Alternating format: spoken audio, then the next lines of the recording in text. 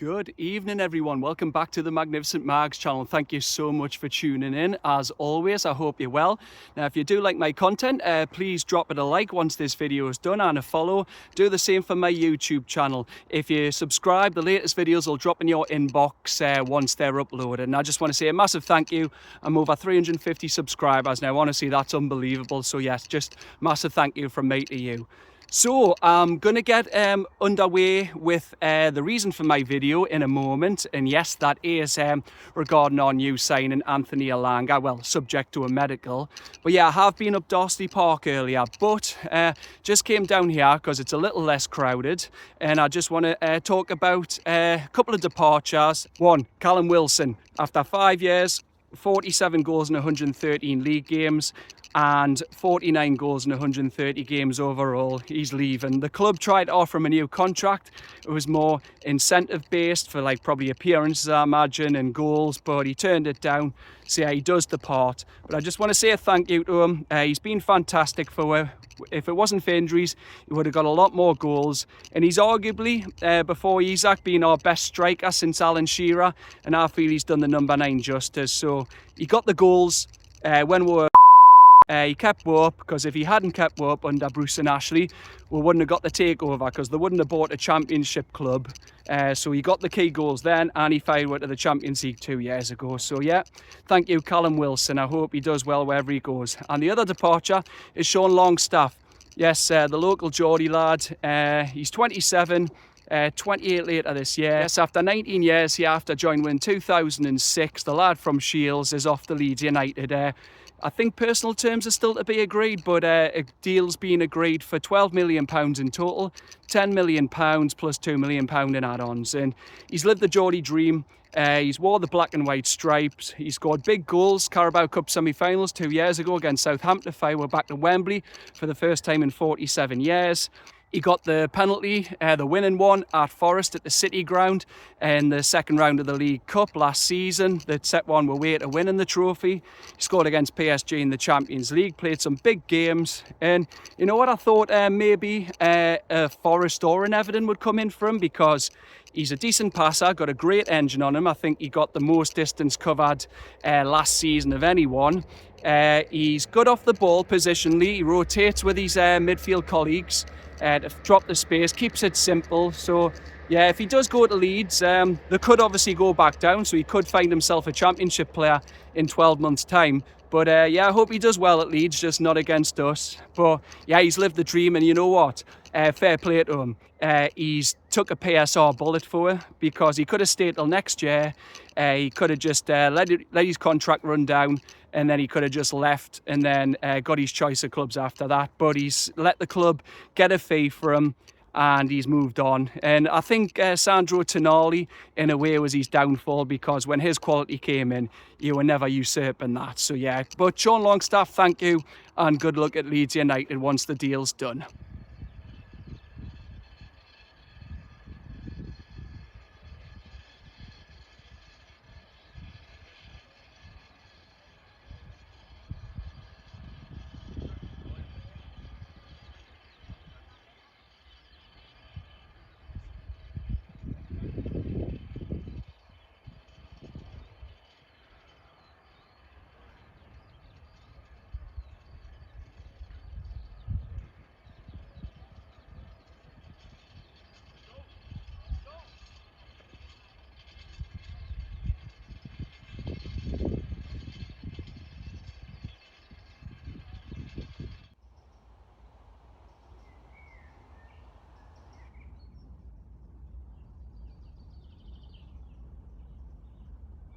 Now, the main reason I'm up here with new signing Anthony Elanga. Yes, I was over that direction before at Darsley Park. You can just see it there. Yes, there. But it got a bit crowded. I hope to catch a glimpse of him. I was there for 20 minutes, half an hour while I was on my way home, which I'm doing now. But I hope to see him, but I didn't. People who were there, though, Keith Downey was next door, as you've seen from his Sky Sports News video, when he said he'd arrived in Newcastle at the airport. He was at the media centre. Eddie Howe left the training ground. He passed where. And then a staff member came through the gate and went into the training ground. And when he was prompted to say, is he nearby, he said that no, he's getting his medical done. So he would have been up at Nuffield Health. So yeah, unfortunately I didn't see him, but I'll see him next Saturday, hopefully up at Celtic. And I'll see him all the time next season on the pitch. But yes, let's get into some statistics for him. So he's 23 years old.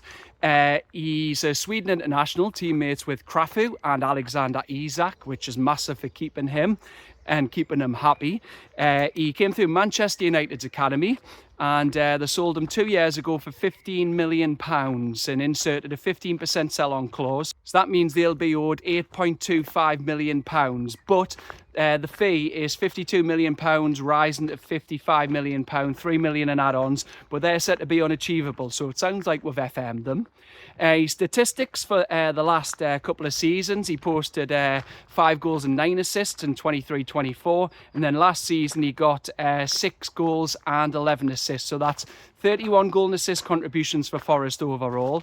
And that means on the assist chart, he came third, only behind second place Jacob Murphy and first place Mohamed Salah. Overall last season, he finished 17th in the overall goals and assists table with 17. So what does he offer? Well, he's got blistering pace. We know that. He's fantastic on transitions, and he can either run in a straight line or he can do short bursts. So that'll mean that when he's one-on-one, he can just stand up his man, then absolutely leave him for dead.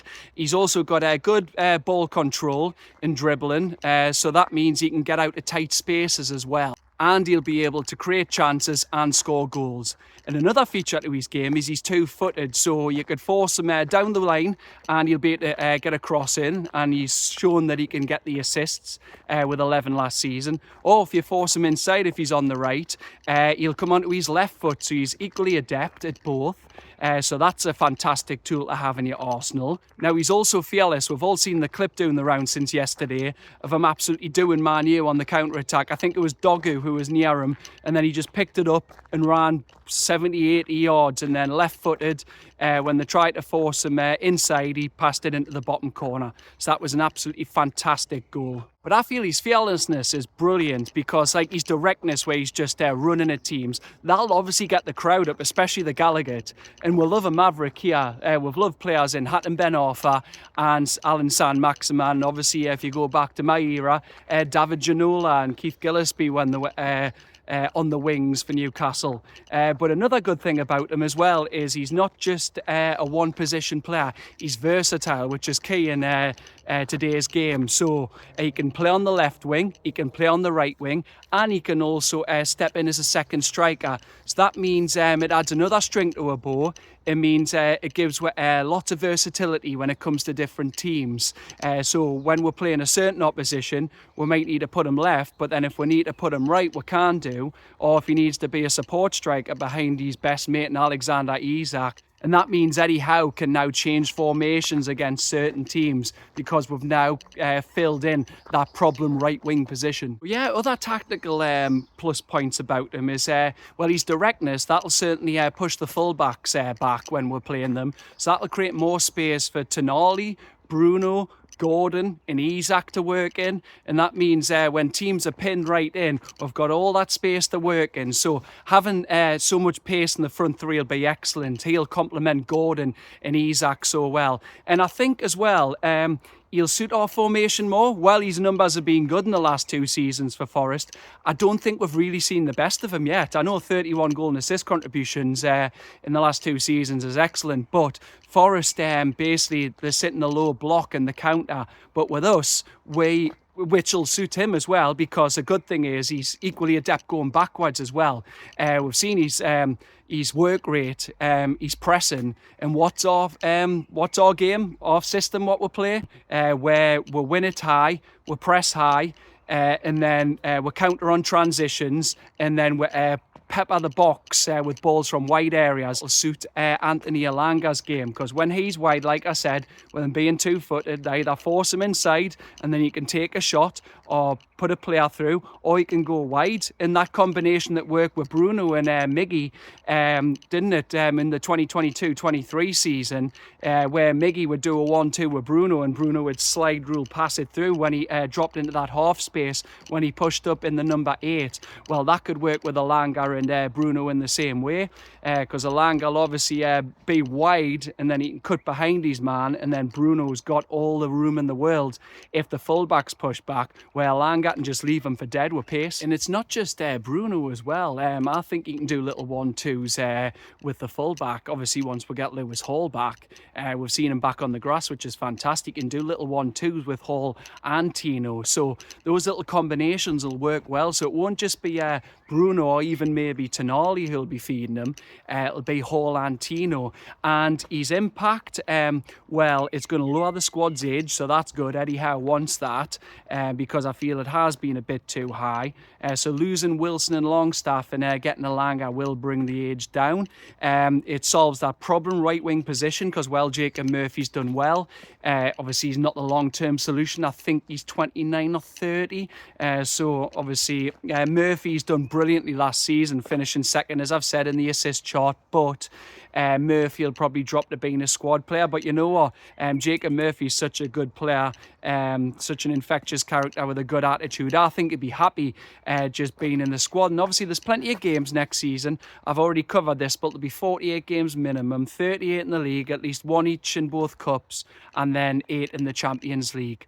But and most importantly, the main thing out of all this is we've got loads of pace with Elanga, Isak and Gordon, but as I've just said there, Alexander Isak, yes, he's already got 2 teammates here from his national team in Krafu and Isak, but also a good mate in Wissa, who he's obviously come up against for Denmark under 21s. We've seen all the social media videos this summer, so that'll be a massive thing. It'll keep Alexander Isak happy, and it's been reported tonight with Wilson leaving, he could be offered the number 9 part of his new deal, but we'll wait and see. And Elanga could get 14. But yeah, keeping Isak happy is the main thing. Now, one of his best mates is here and his international teammate. That'll make him think, well, I'm the number 1 striker here. We've got my good mate here, international teammates. They'll be on the same wavelength. Another plus point is he's Premier League proven. Yes, you need to get used to Eddie Howe's tactics, but he won't need a bedding in period. So that means he could probably slot straight in the team at Aston Villa on the opening day. So there's lots of plus points here. And to wrap up, well, his potential. He's 23 years old. He's got such a high ceiling. And you know what? I think his goal output can be improved.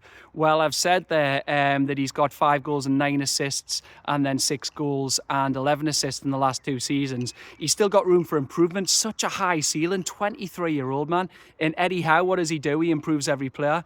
He took time to bet in Tino and Lewis Hall. Look at them now, both internationals. Hall was first choice before his injury. He's improved Joe Linton, turned him into a midfield enforcer. Alexander Isak had his best ever scoring season in that purple patch last season. So yeah, Eddie Howe will work his magic on him. What do you think? Are you excited about the sign of Elanga? Do you think what I've covered about him in terms of what he brings tactically, technically, his high ceiling? Do you think I've covered some good points there? Is there any points I've missed? Please put them in the comments. I'd love to hear what you think about this. I think he's going to be such an exciting signing, and people might go £55 million. Oh God, why we're paying that much for him? But look, Chelsea have just paid that for Gittins from Dortmund, and he's unproven. I think £55 million it'll pay itself off in the coming years. I think he's going to get a 5-year deal. And if you think of it this way as well, the £12 million, I've got to thank Longstaff for this. The £12 million we're getting for Longstaff, well, Elanga's fee, well, obviously excluding wages, over the next 5 years will be amortised at £11 million a season. We're selling Longstaff for £12 million. So Longstaff's effectively paying off the first year of Elanga's contract. So that's fantastic business by the club. But like I said, put your thoughts in the comments. I'd like to know what you think about the signing. Have I got everything right? Do you want to discuss what I've mentioned earlier? Longstaff going, Wilson going. But as usual, if you have liked what I've said, as I said at the outset of the video, please drop us a like, subscribe to all my channels, and especially the YouTube channel. I want to keep that growing. I want to try and hit 500 before the new season starts, but obviously the content's got to match. But anyway, that's it from me for now. Thank you so much for watching. Take care. Have a fantastic week, everyone, and I'll see you on the next one. Bye-bye.